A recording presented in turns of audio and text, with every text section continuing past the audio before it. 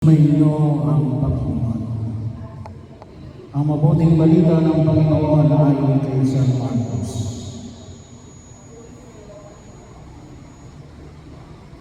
Sa lungsod ng Capernaum, sa araw ng panamamahinga, si Jesus ay pumasok sa sinagoga at nagturo na manghang ang mga tao sapagkat nagturo siya sa kanila na parang isang may kapangyarihan at hindi tulad ng mga eskriba. Bigla namang pumasok sa sinagoga ang isang lalaki, inalihan ng masamang espiritu at sumigaw, "Ano ang pakialam mo sa amin, Jesus sa taga-Nazaret? Naparito ka ba upang puksain kami? Kilala kita, ikaw ang banal ng mula sa Diyos." Ngunit iniutos ni Jesus sa masamang espiritu, "Tumahimik ka at lumabas ka sa kanya." Pinapangisay ng masamang espiritu ang tao at sumigaw na lumabas nang kilala sa lahat, kaya sila'y nagtanungan, "Ano ito? Bagong araw, nauutusan niya pati ang masamang espiritu at sinusunod naman siya." At mabilis na kumalat sa buong Galilea ang balita tungkol kay Jesus. Ang mabuting balita ng Panginoon. Magsipo muna kayo sa madali.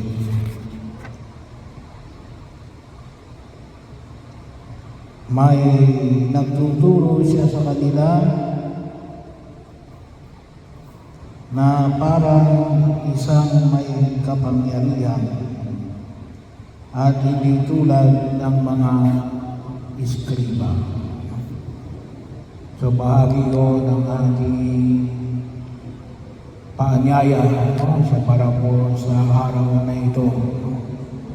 Sabi nga po natin ay hindi katulad ng mga eskriba na iiba. Ngayong panahon na ito, ang hinahanap ng tao ay yung tinatawag natin authentic. Kaya lang kapag sinabi natin authentic, pwede masabi natin na ibang-iba. Pero hindi nangulugan na totoo. Simply because naiiba lang siya. Pero kung minsan, sabi nga natin, pinapalabas lamang na naiiba. Pero hindi nangulugan na totoo.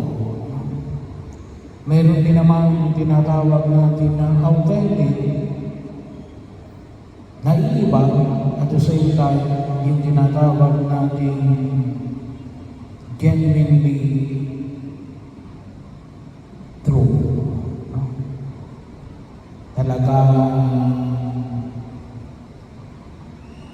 tunay na nangyari.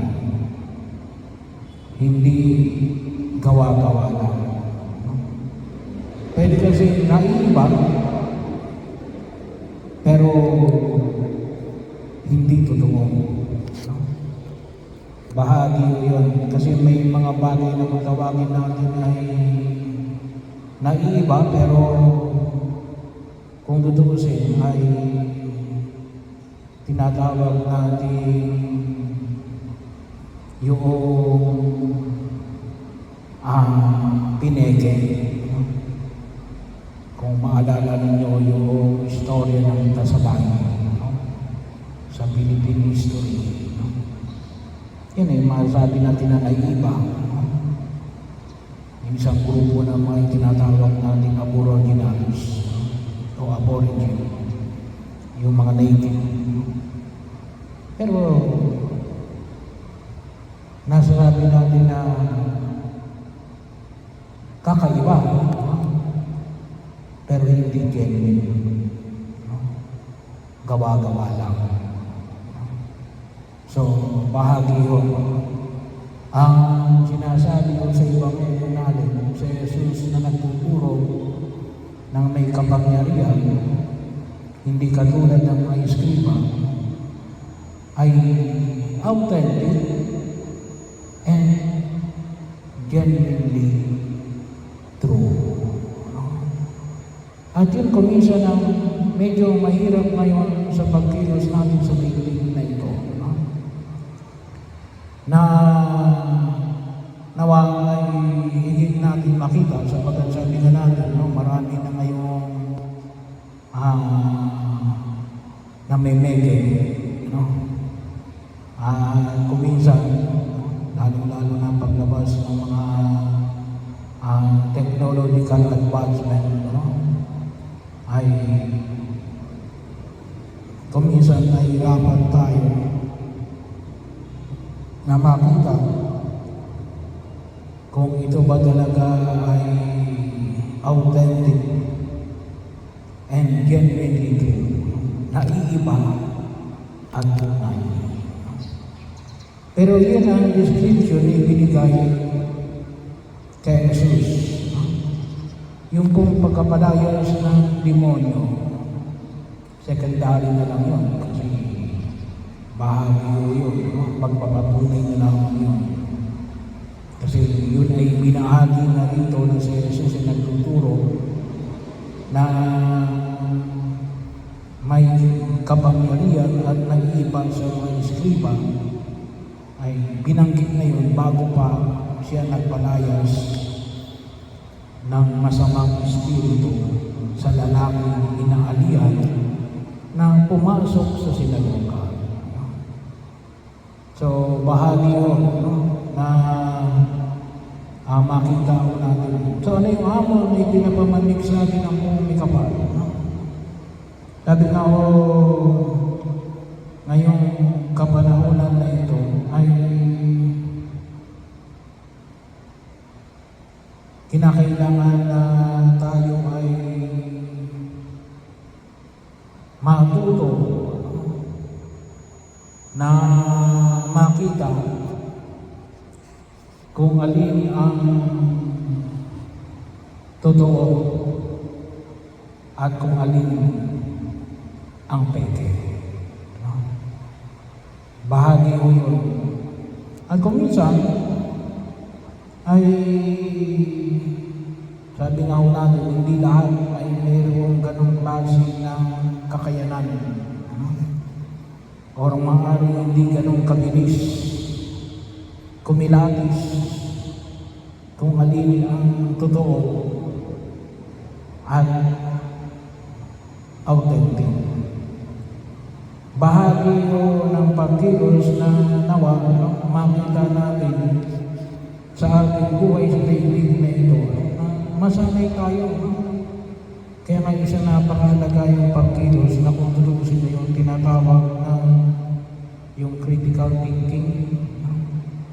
Kaya yung hamon na hinahanap na academic community na ang tao ay maturuan ng tinatawag nating critical thinking. Hindi simple na mag-criticize ka lang, na wala ka namang ginagawa. Pero kinakailangan magkaroon ka ng critical thinking para makita mo kung alin talaga ang authentic and genuinely true. Bahagi ko yun. Kasi kaya na tumisan, hindi lang pwede natin sabihin na pwede kasi marami nagsasabi na ito totoo. Pero hindi na ulugan na it is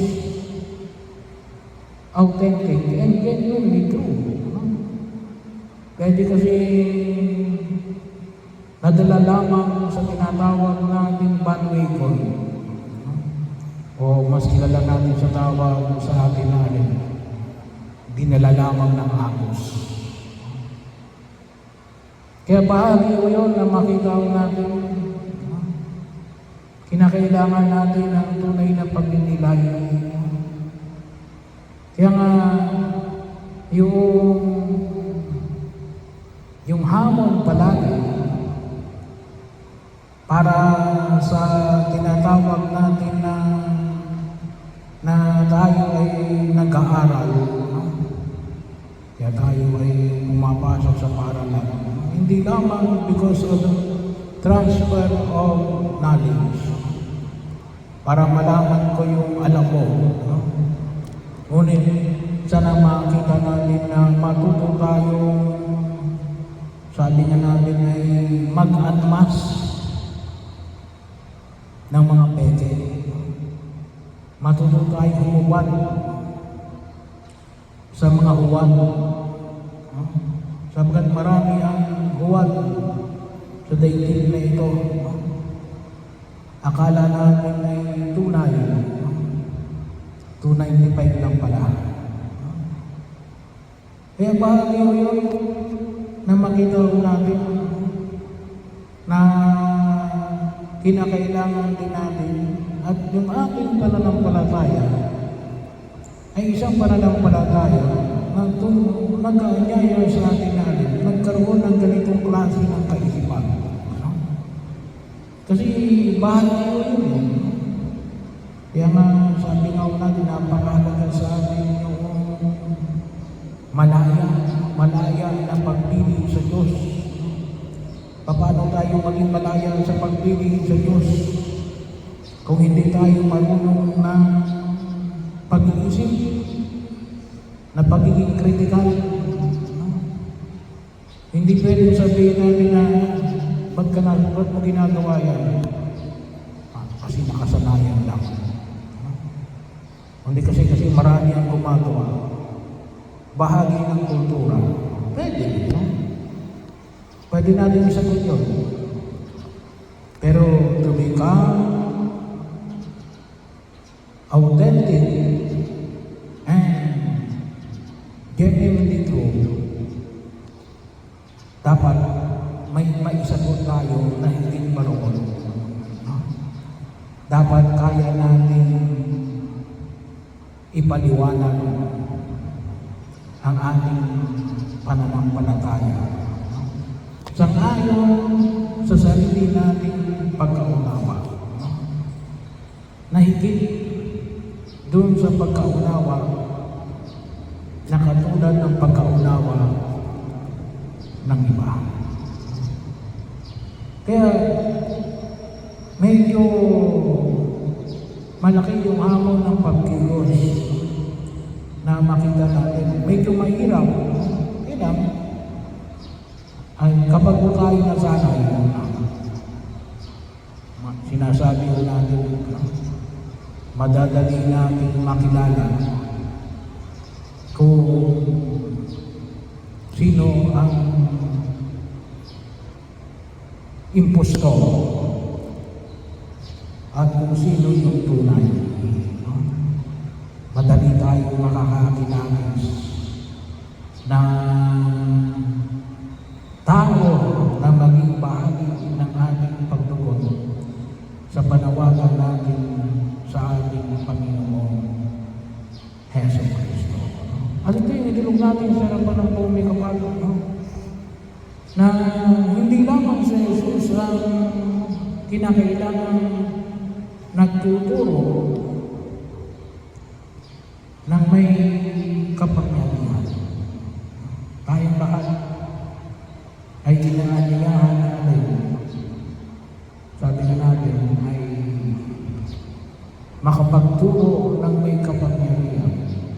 At ito ay sabi na natin, genuinely true at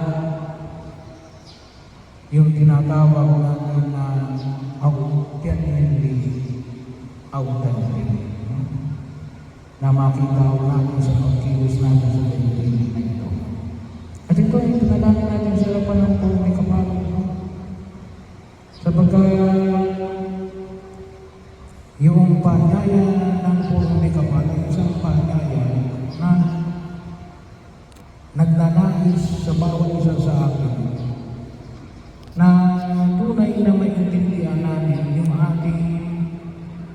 pananampalataya at sabi ko nga, ma-articulate natin, mabigkas natin, maging bahagi ng ating salita, maging bahagi ng ating pag-iisip, at maging bahagi ng ating kalinaman.